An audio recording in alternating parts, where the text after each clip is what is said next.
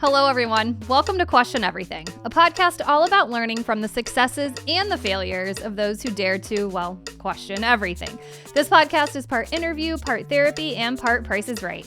We have our own game board stacked with questions that'll make even the most successful CMOs sweat. I'm your host, Ashley Walters, CMO and partner at Curiosity. On today's episode, I sit down with Heidi Hackemer, a renowned strategist behind some of the world's most high-stakes work, including the White House. On this episode, you'll learn the first question to ask when you want to break through, what really went on inside Oatly's brilliantly bad Super Bowl bet, how legacy brands can get their edge back, and why every deck should sing like classical music. So grab your helmet and fire up the Harley. This episode will help you leave sleepy strategies in the dust. Let's get started. Heidi Hackemer is a trusted strategic advisor to many of the world's top leaders and organizations. Rooted in the practice of narrative and brand strategy, Heidi has worked with organizations like Nike, Microsoft, Ford, Unilever, Lululemon, Google, and the Obama White House, as well as startups, nonprofits, funds, and philanthropies to help them focus their power towards a radically better future. Whether she's evaluating global communications, sharpening a Super Bowl ad, or galvanizing a leadership team, when Heidi's behind the work, you know it's going to be equal parts brilliant and unconventional. Heidi, welcome to the show. Thank you. Thank you for having me. I just love your bio. I'm like, all right, is there anybody that you want to work with that you haven't had the chance to work with? There's always somebody. I want to work with Harley. That's who I Okay. want to work with. All Yeah, right. I feel like I do. we'll Putting that tag future out. them in Yeah. this. Let's make that happen. Well, it's Okay. so good to see you again. So we just met recently. For anyone listening, Heidi came to Curiosity and we did a day-long strat day where you imparted your wisdom on our strategy team, our creative teams, our media team. Talk a little bit about what that session entails. Oh, it was such a great. First of all, you have such a great team. Like Thank that you. was just like a good soul day, Hmm, you know? thank you. And I think, where I like to start these sessions is starting with the person themselves and letting them see themselves in the most positive and powerful light, which we don't do a lot, Yeah. So, and I think that's really important for strategists and for anyone, well, anyone in the world, but especially people working in the creative industry, because when you can find that mojo in yourself, it makes you so much more effective when you're working with clients. Mhm. So I really love starting workshops there. And then we get into like, yes, these are some tips and tricks around brand strategy and client management and things like that. But I really think the most important part of these days is having people see themselves in a fresher light. Yeah, one of the things you had us do, we had giant Post-its with our name on it, and then everybody went around the room and wrote something about you, how they perceive you or something they really admire about Mhm. you. And then by the end of it, your Post-it was full of really, a lot of your superpowers, I think is a good way to frame it. Yeah, I think we need to do that more. We need to take care of each other like that. And Mhm. that's why I really love doing that exercise. Hmm. I think people should do that. Do it this week. I love Same. it. All right. Well, you've seen the show. You know how this works. I have a game board stacked with 12 spicy questions. I don't know what's behind each number. You don't know what's behind each number, but the power is absolutely in your hands. So we will go ahead and pull up the game board. And Wow. which number do you want to go to first? We're going to start with my lucky number, which is 12. All right, number 12. Take us behind the thinking behind Oatly's wow, no cow Super Bowl spot and why Oatly printed I totally hated that Oatly commercial t-shirts before it aired. Okay. So, look, I joined Oatly September before the Super Bowl, and this was one of the first big discussions and decisions that had to be made. We were gaining in the marketplace, we were opening new factories, we were going towards IPO, and, plant-based milk was really taking off. So we decided this was a really good time to do a huge awareness moment for the brand. Now, in classic Oatly fashion, Oatly is always, can I swear on this podcast? Yeah, Okay. absolutely. Oatly's always, like, fucking with advertising norms. That's such a big part of what made that brand famous. And so when we're like, "Do we wanna do the Super Bowl spot?" There was never really a discussion of creating a new spot from scratch. It was really just pulling the dumbest spot from the archive and throwing it up on the Super Bowl. So that spot was made for Finland, I think a couple years before. I think parts of it were shot on an iPhone. Um, if you look, there's a part where we zoom in on the pack because the pack's sitting on the piano that Mm. Tony Peterson, our CEO, is playing. Yes. You can see the gaffer tape that they had to jam the package on because when we was playing the piano, the package kept falling off. So there's no like package styling, no lighting, like nothing, nothing. And it was such a classic Oatly move because it is still today so counter to what goes on Super Bowl spots that highly produced. I mean, you can there's just these formulas. I mean, I actually think the Super Bowl's gotten quite sad. Like the This year, formulas are man. just yeah, it's just Oof. boring. We Yeah. all know there's like three types of spots, and like you're gonna run one of those three types of spots on the Super Bowl. And this was definitely not one of those three. Right. And so it was fun, and we also Oatly's very strong at understanding internet culture, and we knew for a fact that the haters were gonna come out and be like, "What was that? That was stupid, blah, blah, blah." So we're like, "Okay, let's just, like, pre-print the T-shirts." So what we did is we had these T-shirts pre-printed that said, "I totally hated that Oatly commercial," and there was, like, 2 or 300 that we had printed. And you could get them for free on the website as soon as the Super Bowl spot went live. But what we also did is that in certain cities, we had couriers on call. And for people that were hate tweeting against the spot, we got in touch with them. And for many of them, they had the t-shirt delivered to their door before the end of the game. Wow. Yeah, it was fun. Wow. That is like knowing your audience so well. I love that. What do you say to people who are like, that was the worst Super Bowl spot? Like brand, like CMOs are like, oh, that Oatly spot. Because it performed really well, right? Oh, it performed well. Our awareness shot through the roof, our sales bump, Oh, people who never heard of Oatly before. Like, here's the thing, like, this is one of these things where it's like no publicity is bad publicity. Like, we knew it was a dumb spot. Like, when people say, "Oh, that was a bad spot," we're like, "Yeah, no shit." that was Like, the that was point. the point. That was the point. And the point wasn't about winning by making the most glorious spot. The point was winning by driving conversation that no other spot would have Mm. conversation around. Said so well. Great advice. All right, let's go back to the game board. Okay. Let's do now I don't care. I don't care about any of these numbers. So let's do number 2. Okay. Is there a story behind number 12 I need to know? I was born on the 12th, Oh, okay, so great. it's always been my number. Yeah. All right. You worked on digital strategy for the Obama administration. What carried over from consumer brands and what didn't? Great question. I'm a big believer that brand strategy can stretch into almost any realm. Mm. And the reason I'm a big believer in that is that I've spent my career experimenting with how far it can stretch. Like, where can you take this skill set and what can you do with it? So I went in because I'm not a digital strategist. I'm a brand strategist. I love my digital strats, but I'm not one of those. So basically, the we went in for a 2-week sprint, and we basically just moved to DC for 2 weeks and had full access to the West Wing and the Eisenhower Executive Office building. So we were like running around these weirdos. And the brief was, we're not breaking through. So how do we break through? And I think what they thought we were going to come back with was like an optimized Twitter strategy, Mm. which we didn't. What we actually came back with was you need an overall message that the country wants to hear right now. You need to umbrella it because you started with hope, but now I came in 2015, so it was like what they call the fourth quarter, like no more midterm elections. The president is basically he wasn't going to run again because he couldn't run again, which we should all pay attention to. You cannot run for a third term, okay? So anyway, so It's fact. he fact, constitutional fact, okay? So anyway, we like this is the last few years where they're not worrying about elections. And so what came out of that recommendation was here's the message that you need to and the vibe that you need to be putting out for your last, couple of years. And actually what you need to do is when we see this in government all the time and we see this in some major corporations where their engagement strategy with the world is centered around the discipline of comms and press. Mm. And so you have people that came up through comms and earned media really driving the engagement strategy, which is a little bit different than our world, right? And so the White House is really centered around the press. This is why we have the daily press briefings, right? Like that's how the White House has been built historically.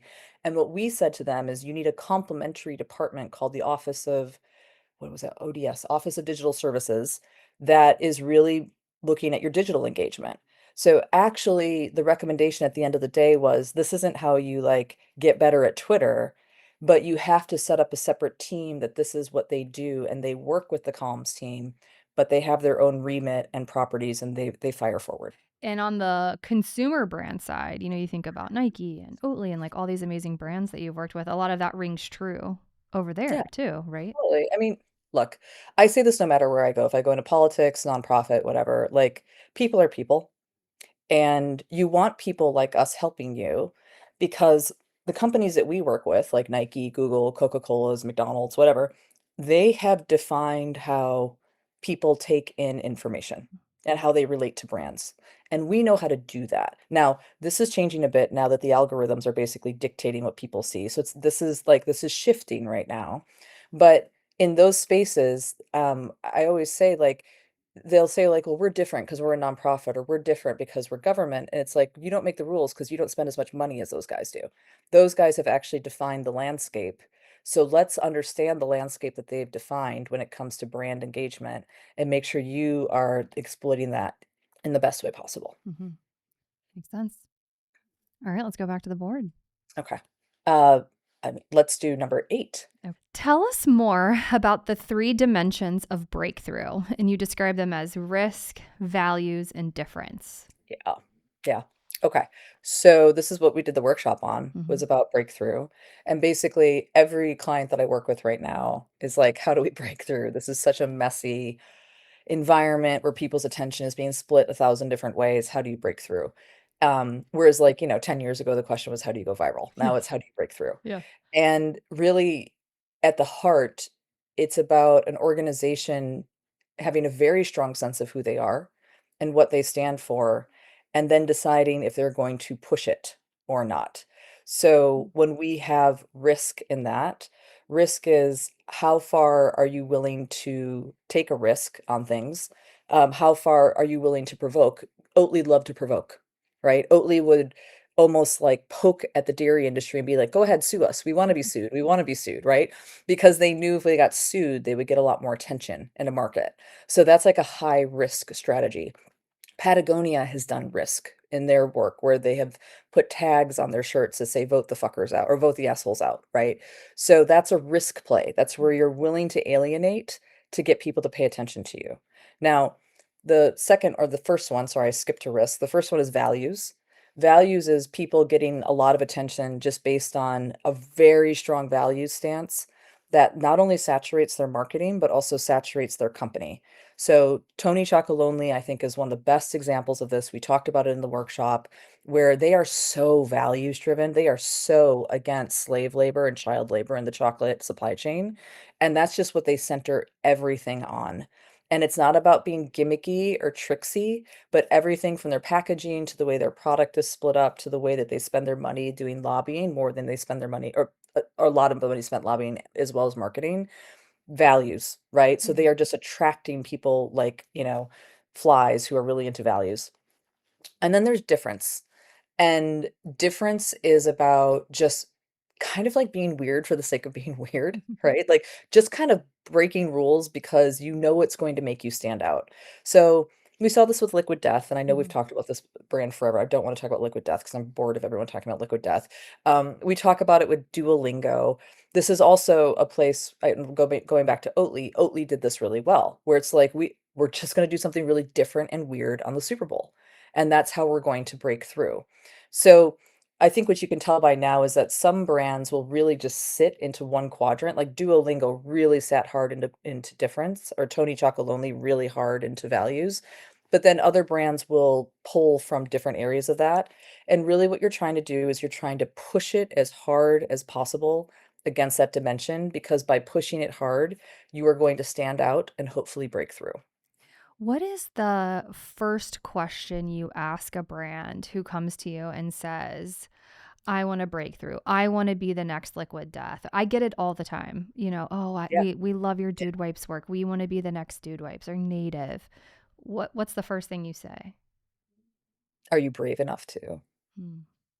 Like, you're going to have to be brave to do this, and can you really do it? Like, be very honest with yourself. And then the next question I ask is, "Well, what do you believe in?" And that's I wanna see if they have, like, a values thing, right? Mm-hmm. Um, or I wanna see, like, what they're willing to take a risk over. What makes you angry? Mm, What's your fight in the world? Do you have a fight in the world? Okay, and so if they're like, "No, I don't really have a fight in the world. I just want people to learn how to speak a language," right? Then it's like, "Okay, then how weird are you willing to be?"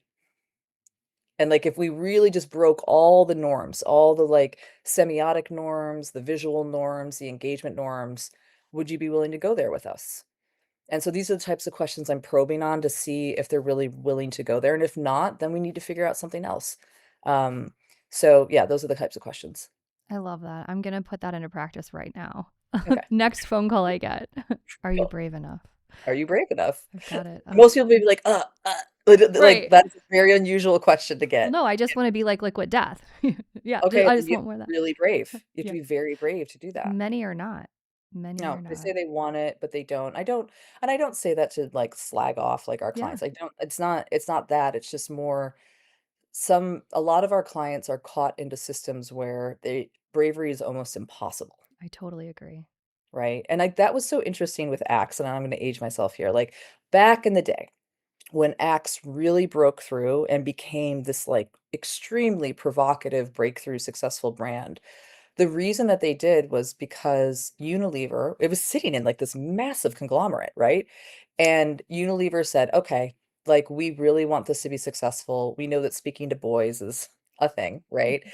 So, what they did internally is they set up this team, and they called them the Republic of Axe.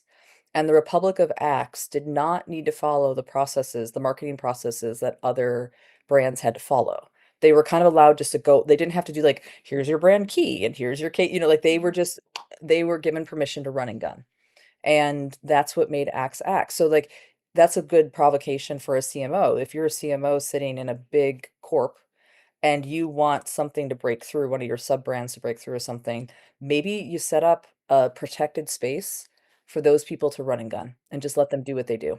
I would say native, very, very similar, especially in those Mhm, early days. We mhm, were a little bit out on an island. We were a part of P&G, but they weren't really fully acclimated into the P&G procedures and policies, and we had so much runway. And right. Dudes just operates like that Mhm, naturally. mhm. Oatly Um, just operates like that naturally. That's just how yeah, it Oatly is. Yeah, yeah, for sure. amazing. All right, let's go back to the board. I can't wait. Okay. I gotta pick an odd number. I'm picking Okay, the even numbers, all I feel right. like. Let's go with 5. Ugh. Okay. Ugh. Oh, Okay, for anyone listening who can't see this, I want you to describe the picture ugh. that we're looking No, at. you need to describe it. Okay. It's so cringe for me to Oh, describe this picture. You have to this describe it. like makes my heart so happy. I have no idea what you're doing or why you're doing it right here. Okay, so you're dressed up in a black beautiful outfit and you are standing next to Barack Obama. Yeah. And what room are you in? Are you in the Oval Office? That's not the Oval, but it's somewhere in the White House. I forget what room that is. Okay, Obama's wearing a nice pale blue He looks very tie. nice. He's Very not wearing nice. a khaki suit, so That's we can just right. all calm down. Everyone chill out. Khaki suit. All right, tell me about this day. What were you doing? So this was after we did the sprint. We had some meetings with President Obama, so he knew my face, which was cool. You know what I Wow. mean? I mean, he Wow. wouldn't know my face now. Let's be very clear. Like, if he saw me on the street now, he'd just walk by. But at that moment, because I had recently had meetings with him, he didn't know who I was. And I was in, like, they have these events and you do like a step and repeat. Like, you just basically line up and then they take pictures with you. Or maybe that was the Oval on a different day. That might be the Oval, because look at how the background's I curved. know. That's what I It was might be the thinking Oval. too. Okay. Anyway, maybe it's the Oval, maybe it was one of those receiving lines, but, I was working down there, and I also would like to say that I am wearing a leather skirt. So I just wanna call that out, okay? In the Oval. It Oh, looked really good. I mean, it was chic, it was not trashy, you but it look was a beautiful. nice, like, you know, leather skirt. Awesome. Did he Yeah, see your work? Did he comment on your work? Like, yeah. Oh my gosh. No pressure. That was he's it was cool. He was so great. Like, I learned so much by I mean, I only, like, met him a few times. I don't wanna, like, Mhm. overstate it at all. Yeah. Like, there are definitely people that worked very intimately with President Obama. That was not me. I had a couple of meetings. Um, but, I learned a lot from him. He was really good in meetings. He would ask a question, and then he would just listen, like, and listen and listen and listen. And, uh, at least the vibe was very low ego, and I Yeah. learned a lot by watching that. Wow. That was There's cool. a lot of power in listening. Yeah. I love that. Well, our little fun fact, my partner, Jeff Warman, he interned for Bill Clinton with Monica Lewinsky. So, Oh, that's right. That's right. Wow. Well, yeah, he has stories to tell. You guys could have a I'm beer and sure. talk more. Sure, I'm sure. All right. All That right. was so fun. All right. Let's go back to the game board. A little embarrassing, but thank you. No. Okay, let's do number 10. Okay. Back to the even Alright. numbers. Mhm. Brands are more cautious than ever. How do they go bold without crossing the line? And what should they do when they do cross the line or if they do cross the line? Is there a line anymore? Print t-shirts. I think that's your answer. I don't know if there's a line anymore. I don't know. I mean, look, everything's breaking apart. Well, I mean, like, it's crazy right now. It's a hard time to be a brand strategist. It's a hard time to be a marketer because it's like we're just going through all these seismic shifts in meaning and values and so these long way of saying like, do the lines exist? I Mm, don't know. I think the lines are what you decide the line is for yourself and what you decide the line is as a brand, because I think the lines have been obliterated. yeah. Um, and so, you know, the caution isn't gonna get you much. Like back to the earlier point about breakthrough. I don't think that people reward caution. I think they reward thoughtfulness and intention. It doesn't mean that we all have to move fast and break things. In fact, I would say, please do not move fast and break things. Like Jesus Christ, we saw what happened with that philosophy driving development. But I do think you really can't afford to be cautious Hmm. anymore. You Yeah. can't. Yeah, the stat I just read recently, 86% of ads go ignored or Mhm, misattributed. And totally. you can't afford it. You No, just, you can't. That's the thing. You cannot afford it. You're literally pissing money away if Mhm. you are not trying to push against something or leverage something that's really strong or say something that really needs to be said. You're literally just pissing your money away if you're doing that. If you're shying away from that. So I would actually say like caution is good in some contexts. What you can't be now as a brand is driven by fear. Mm. You can't have that. Yeah, that's really good advice. I think I was just talking with somebody the other day about how like the average tenure of the CMO continues to shrink. Yeah. And I think a little bit of it is that fear, whether it is the internal structures and the systems that they have in place, the way they're incentivized. But you can sense that fear as an agency. And then I think you pull back a little bit on the work and how you Mhm. deliver it too. It's like You a, do. You know what, I think that's really stupid of CEOs to hack away at their CMOs so quickly. Um, I think if I could talk to CEOs, stop doing that. Mhm. You need to, like, invest in your CMO, give them a chance, and realize that people don't turn that quickly. You like, when it comes to their relationship with a brand, it takes a little bit more time. Yeah. Yeah. Agreed. All right, let's go back to the board. Okay. Um, let's do number, 11. All right, number 11. You've compared great pitch decks to classical music.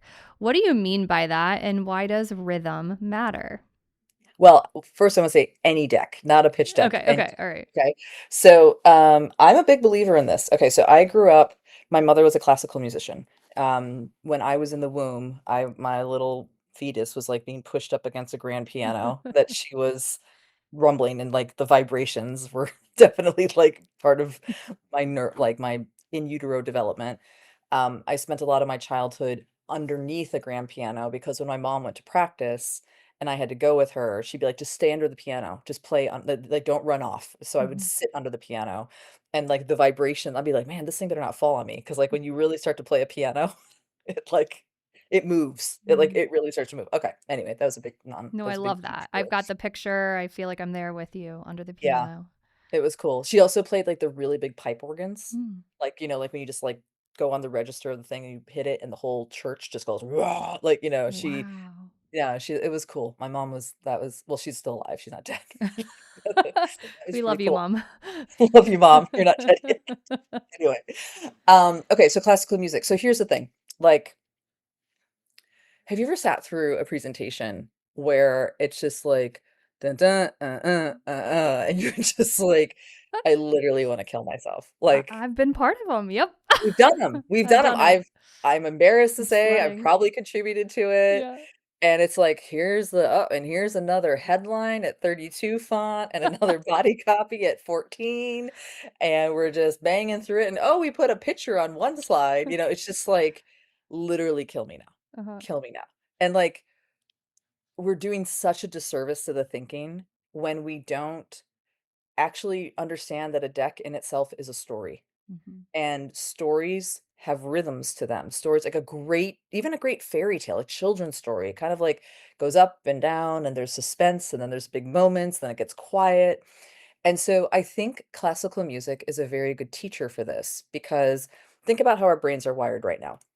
Most of the music we listen to is optimized for 4 minutes. And it kind of follows a similar pattern, ABA, chorus, outro, intro, that kind of thing, right? Yep. Um, when's the last time you gave a significant presentation that was 4 minutes long? Not I haven't. really. Yeah.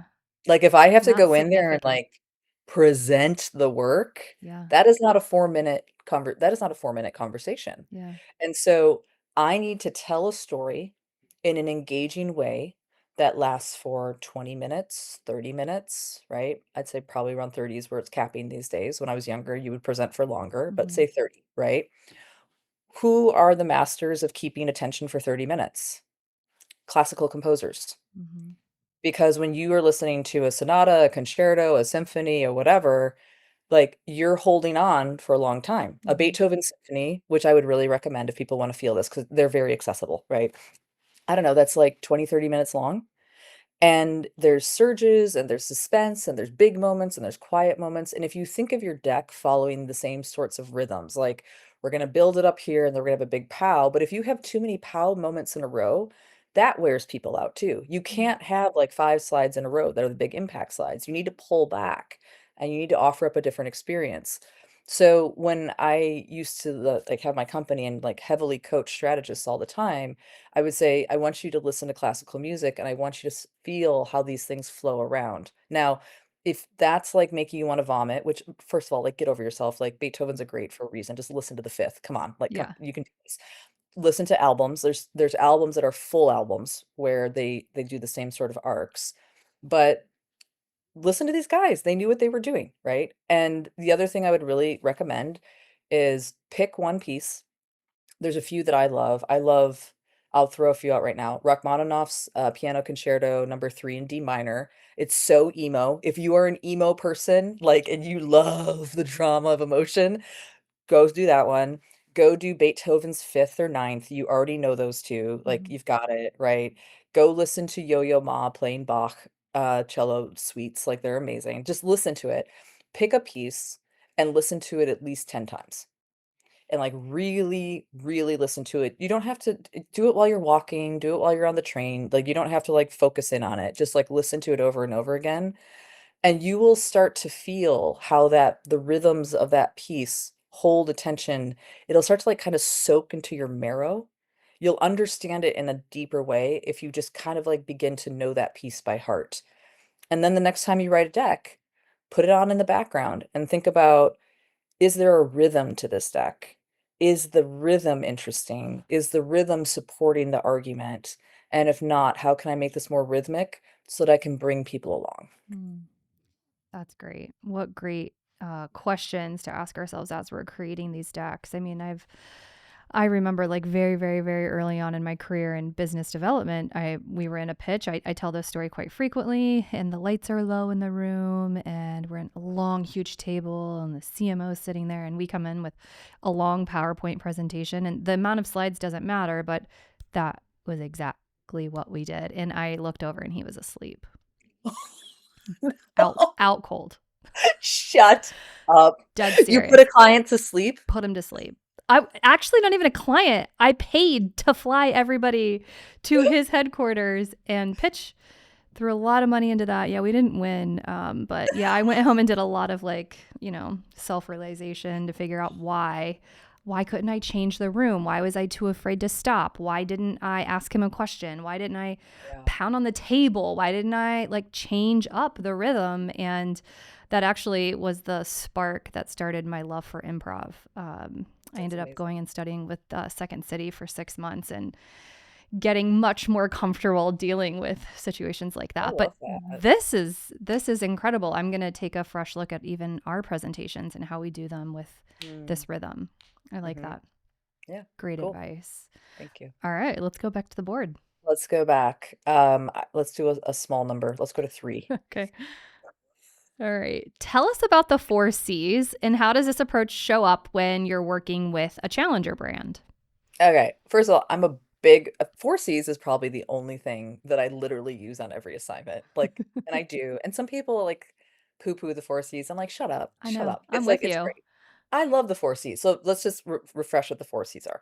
The 4 C's, it's basically it's an investigative framework. It's basically saying, make sure that when you are digging into this client and you're digging into this problem that you're trying to solve, that you are checking the boxes off of these 4 areas and you are digging in from these 4 areas. And the 4 areas are culture, like the bigger movements that are happening in the world. The second area, or it doesn't matter what order you do it in, the second one is consumer, like who are the people that you're trying to serve? What is their relationship to you, to the category, to the world? The third is the category. Who are your competitors? What are you operating in? And the fourth is the client or the brand. Like what is true about them, both good and bad, and what can you leverage, right? It's deadly simple. It has saved me from so many mistakes. Like sometimes I'll be in an assignment and I'll just get like super obsessed with like culture and consumer. And then I'm like, oh, yeah, you got to go check out the category, you dumbass. You know what I mean? Like it's like really important. Mhm. So I love the 4 C's. And when you're using it on any brand, and I use it on every single client, brand, organization that I work with, every single one. And I think it's important for challenger brands because one, like challenger brands get are awesome and they can kinda get, like, really excited, and it's kinda like what I was just talking about a second ago. It's like, okay, just make sure you're, like, figuring it out from all the quadrants, Mhm. right?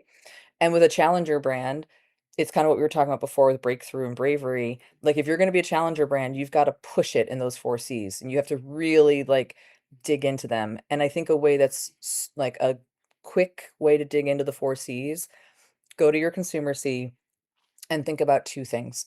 Think about what do these people in the context of what you're doing, what do they really love, like truly love as humans, not as like toothpaste people, like because too often we're like, you're a toothpaste person because I'm selling you toothpaste. Nobody's Yeah. a toothpaste person, Yeah. right? So think about like, what does this person or this group of people really love, and what do they really hate? And be honest about that, and don't try to put our own things on it. Like, I have asked that question to clients before, and I never had a toothpaste client, but let's pretend it is a toothpaste client. The wrong way to answer that question is to be like, "Oh, what do they really love?" They really love the snap top versus the twisty top. It's like, nobody's gonna walk around and say, "You know what I love? I love how toothpaste Yeah. now I can just flick the top up My day versus is so screw it much on." better. My day Yeah. is so nobody says that, right? But maybe there's something else in the realm of personal care or dental hygiene or something that they really truly do love, and there's other stuff that they really do hate, and you need to clock that. Mhm. You clock that because then you can serve them better and be more brave and break through more. Mhm. I'll tell you what, we just got toothpaste the other day that has a Okay, I'm pump. sorry. Oh, a pump, a pump. Yeah, I'm Okay. like, I'm Does that work? I really enjoy my daughter was like, "Can you get more of this?" The Okay, well, that's a pump. love right I was like, "Okay, this pump is, like, really paying off," because honestly, the all the other ones, I feel like I just waste so much toothpaste. It's like Yeah, comes out, it oozes out.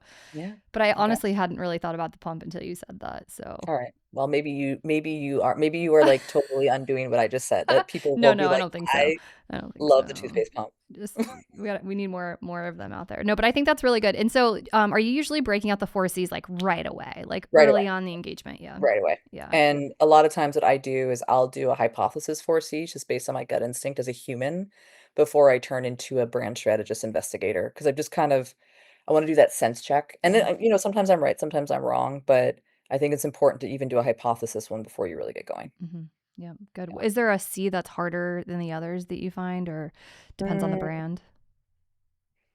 I mean, sometimes the competitive C is harder because you just can't get into, like if I'm working on Ford, who I've worked with, I can't just call up GM and tell me, "Hey, what are your sales numbers on Silverado?" You know Yeah. what I mean? Yeah. Like, Curious. so that one can often take a bit of extrapolation, or Hmm. you're 'cause you're not getting primary data on Hmm. that one. Yeah. Um, so you just gotta kinda learn how to work around that and be Any with that. specific tools you really like in pulling these together? Or is it Mm, mostly just manual I mean, gut look, reading? I'm a huge believer when it comes to culture and consumer that you gotta get your ass out into the world. I Yes. mean, that's a tool. Like, Yes. the tool is get your butt out of New York City or wherever you are, get out of an ad agency, get out of a Hmm. research firm, and, like, go talk to people. I think, honestly, of the 4 Cs, that is the or any tool, that is our most important tool, is human contact. Yeah. Um, and yeah, of course, there's other tools and shit, but, like, no, human Yeah. contact is the best tool. I love that. Highly underrated. It's like get back to the basics. We're so obsessed with data and all of this, and it's like actually no, go talk to a few people. You can learn so much more. Yeah, and a trick for people and, 'cause when I was a kid, we always talked to people on our assignments, like, there Yeah. was never an assignment where you couldn't talk to people, and if you had, like, a small client that really couldn't afford it, didn't have the resource budgets, it was so common in the agency, I remember this over and over again, you just do a friends and family recruit where you just, Hmm. like, blast and all to the agency, be like, "I'm looking for 4 people that roughly fit this profile," Yeah. and it works. It works. So, get back to basics, people. Come on. Yes. Yes. Come on. Let's go. All right, let's go back to the board. What do we got? Let's go with should I do a pattern? Yeah, let's do a pattern. Let's do 9. Okay. What's the career moment you're most proud of? And is there one that you would redo if you could? Mm. I would say most proud of was when I was 31 years old. So this was 15, 16 years ago, and I dropped out of my career and I bought a truck, a Ford F-150, Nice. and I drove around the country for 2 years. Wow. And the reason I'm most proud of that was the first time well, that was the time that I broke from this grip that, like, the machine and the ladder had on me, Hmm. where before I was like a good little soldier of advertising, and there wasn't a plane or a pitch or a holiday that I would not get on or work or do, and it was fun, right? Like, I don't wanna disparage it, like, I had those were great years, and I some of my dearest, closest friends come from those years, and the camaraderie and the fun was I mean, look, there's a lot of love I have for those years, but it ultimately I was never gonna be, a systems person like that. I Hmm. was never going to be someone who could just lock in and kinda go in the dominant system, and doing the truck thing for me at the time I mean, this was pre-van life, so this wasn't cool. This was not aspirational. It's a Like, risk. it was a risk. It was right when I was, like, accelerating, and I should have been, like, going for the next big job, and, you know, I instead kinda just became a road rat. Um, and so but it set the tone for now, and the tone is much more who I am, which is I'm more of an explorer, I'm an outside provocateur, I'm somebody who likes to be in the world, and had I not done that, I don't think I would have ever, like well, maybe not ever, that's strong to say, but, like, it was a moment of claiming, "No, this is who I really am." Hmm. And I'm going to have the relationship with my work and the industry that is right for me, Hmm. and not the relationship with it that is the standard machine relationship. I respect the hell out of that. That's awesome. What Yeah. what did you do next? So that was 2 years. What was then your next move? I started my own company Yeah. because 'cause I'm like, "I'm not going back into someone else's machine." And so I Good. had my own company for a few years, and it was awesome. It was great. So that was that was great. Um On and I did go work for other people since then, and I'm not built for that. I say this all the time to people, because I love my clients for the most part, like, I have great client relationships, and every once in a while, they're like, "Why don't you come work for us?" And I always tell them, I'm like, I first of all, I will not serve you nearly as well if I'm on the inside as I am on the outside. Like, I'm much more valuable to your business on the outside because I'm an outdoor cat. Like, and if you put an outdoor cat inside someone else's organization, they start to tear apart the furniture. And, you know, since I started my own company, I did go into other people's organizations twice, and it wasn't great. It was not a great experience for me at all. It wasn't a great experience for them. I can pretty confidently say, and there's a real power in knowing, okay, this is actually who I am. Mhm. And I think the thing why I was tempted to go into other people's organizations is because when you go into other organizations, you're given access to levers of power. You are building teams, you have reports, you have big budgets, and it makes you feel, at least it made me feel, like this was a real avenue to make impact in the world. Like, I'm going to corral these resources and I'm going to help the world. I'm going to make impact in the world. And that is a viable path. Like, and I do think that, like, if you're somebody that wants to make impact and that's the way that it works for you, great. Go for it. It was not my best path of impact. Mhm. And I had to realize that just because I'm a solo consultant now and I don't have teams and I don't have big budgets, I'm actually making more impact now than I would if I were inside of an organization. Yeah. Yeah. Mm, So just that was, reframing that. Yeah. yeah, to reframe it, yeah, and just be okay with, I mean, I I I try not to use words like ever, never, always, that kind of thing, but Yeah. I don't think I'll ever have a big job again. I don't. I don't In as that definition. Yeah. Yeah. You do have a big job. Yeah. Yeah, I don't think I'll ever have, like, that job where you put up on LinkedIn, and people are like, Oh, "Whoa, congratulations. hey." I mean, it's very difficult for me to imagine that we'll have one of those again. Yeah. Yeah. Yeah. What would I redo? Oh my god. I mean, listen, no matter how shiny somebody looks on the outside, they have fucked up left and right, okay? So, like, Yeah. for all you all that are like, and I'm gonna go LinkedIn, it's the Mhm. only social network I'm on anymore, but, like, if you're going to LinkedIn and you're looking at people posting and you're being like, "Oh my god, like, this person's amazing," and they, like, have it all figured out, they don't. Like, they really, really don't. Especially if they're trying. Like, Yeah. if they're trying things, they're fucking up, right? Mhm. So, there's a lot of things that I have fucked up. I hate it when people answer this question this way, but I really believe it is true, and I understand why people answer the question this way. I don't know if there's much that I would redo because it's all a journey and I learned from every single one, right? Yeah. Like, Yeah. Yeah. Yeah. Yeah. but it actually is kinda true. Like, like, I think there's not a lot that I don't know, I can't point to it. I mean, I have fucked up, but, like, but I kinda had to, like, the Yeah. universe was like, "You gotta learn this way," you Yeah. know? I mean, the only thing I've ever thought about if I could redo it, maybe never entering the industry in the first place. Mm. That might be the one thing that I would redo. Um, but on the other hand, I'm like, "Whatever, I like my life, fuck it, I don't it's great, fine." Yeah. Yeah. You know? Just put on some classical music and Yeah, chill. it's fine, I love that. it's fine. All right, let's go back to the board. I think we have time for one more. Okay. All right, let's go. Oh gosh, one more. Let's go with 4. All right. Okay, what brands have recently lost their way and what do they need for a comeback? Okay. I think a lot of brands have lost their way. I think, like, all the DTC brands of, like, Mhm. 2015, 2016 have lost their way. I think all of, like, most of our pandemic brands that were amazing in, like, 2020 are kinda, like, all over the place.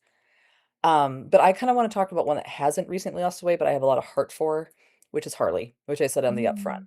Mm. This is not a recent losing of weight. This is a slow slide, and it drives me crazy because I'm a rider. I have 2 Harleys right now. I love riding. I ride cross country solo with a tent on the back of my bike. Like, riding is a big part of my life. And Harley is a big part of my life. Like, I go to my local Harley dealership, they are my booze. Like, I walk in, we hug, and like, "Oh my god," like, we're talking, like, they're my people, and I love them. So I have a lot of heart for this brand, and this is why it drives me crazy, because Harley's completely lost its way, and I think there's 2 reasons, or there's 2 things driving it. One is, well, you have this aging market that they continue to serve. and they are not figuring out how to serve the younger market better. And part of it isn't their fault because, riding takes a lot of disposable income, and it's Mhm. almost like a luxury hobby. You know what I mean? Mhm. Like Yeah. motorcycling is not cheap hobby. It's not. And so in a market where like people are like, I can't afford shit, they're not gonna be Yeah. like, oh, I'm gonna ride a motorcycle. You know what I mean? Yeah. And also, I hate to say this, and I say this with love, as a Gen Xer who was completely abandoned and abused by my family in the 80s and 90s, because that's how we were raised. It was Yeah. like, go away and don't come back until the sun sets. I don't Yes. care. Something has to be hanging off your body in the wrong way for you to come home, right? I do think that that made us more primed for motorcycling, whereas when you have generations that are so fucking coddled and so like, just everything is just taken care of, like motorcycling takes a risk, an appetite for risk, an appetite for like, it's okay if everything's not perfect because it's never going to be perfect on a bike, right? Mhm. So I think they have big cultural forces working against them, Yep. but I also think that they haven't made product that is accessible. Harleys are very expensive bikes for the most part. And secondarily, they haven't really figured out how to connect with these younger markets. And if I were working with them, the first thing I would say is, look, at the heart, your brand is about rebellion. Rebellion and freedom are probably like the two things that your brand's about, which is great. And there's a lot that people want to rebel against right now. I mean, my God, how many of us are just like, I want to throw my phone in the toilet and my computer out the window and like, God damn it, these goddamn algorithms and now AI, like fuck, like and then people just being pissed about society and everything. Like there's so much rebellion energy in the world Mhm. right now. Mhm. And there is so much freedom desire. Like I want to be free of this. This is driving me crazy. I want to be free. That's my dog. Hi, dog. Oh, hi. So anyway, so take those two deep, deep DNA threads that you have so much authenticity in, and figure out how to modernize it. And that's what legacy brands have to do most of Mhm. the time. They have to find that thing in them that is so true, but they have to figure out how it applies today and let go of where it feels safe for them to apply it and known. Mhm. And Harley has not had the bravery to say, we need to move into today's definition of freedom, today's definition of rebellion. And I really do think there are ways of doing that where you're not going to alienate the old timers and you can bring in the fresh generation. I really think it's possible. Mm. So that's I my rant on Harley. I love Thank that. you I for mean, I hope Harley's listening. You just got a free strategy lesson by Heidi. Maybe we'll tag them in the post and make sure they contact you. It's fine. It's fine. You know what? Like they all got I've actually kind of knocked on their door a few times and Yeah. I was pissed the first time. I was like, why aren't you hiring me? Yeah. And now I'm just like, whatever. Good Yeah. luck. Yeah, good luck. Well, I feel like that example is just like a great culmination of everything that we've talked to. A little Yeah. bit of the 4 C's, the bravery, Hmm. yeah, even like what they've stood for and Yeah. impressive. Love that. Thank you. Thank you. All right, my friend, I hate that our time's come to an end. I've Me too. really enjoyed this. Me too. So we love to end with a little this or that just to get to know you a little bit better. So don't Okay. overthink it. I don't think you Okay. will, but I first one won't. that comes to mind. All right. Okay. All right, here we go. All right, road miles or sky miles? Actually, this one's hard because I'm so core Delta person, Me and too. but it's road miles. Road miles are soul miles, man. Like that's your Oh, soul. Road miles. I Road love miles. that. Okay. Pigeons or Uh, wolves?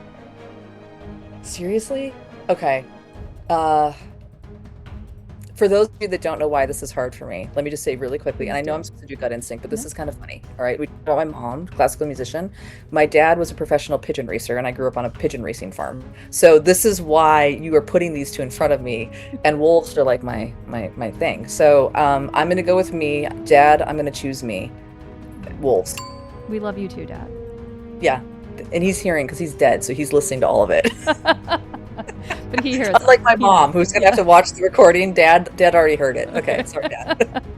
All right, White House or in-house? Oh, White House, definitely. In-house, I die. I That's die. We right. already talked about that. I feel like I could have answered that one for you. But now. like maybe a different white. Maybe Not this but one. yes, White Yeah. House. Yeah.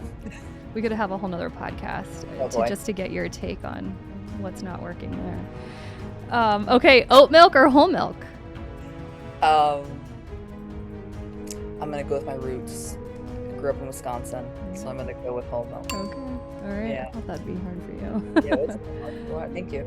All right. Motorcycle or shoe collection? Motorcycle for sure. Motorcycle. Amazing. Okay. Awesome. This was so fun.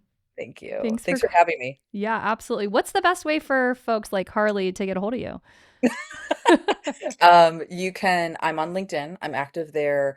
I also have a Substack, which you can find on my LinkedIn. But if messaging, LinkedIn. Awesome. Awesome. We'll link to all of that in the Thank show you. notes. All right. Well, thank you for coming on. I had a great time. Thanks so much. Thanks.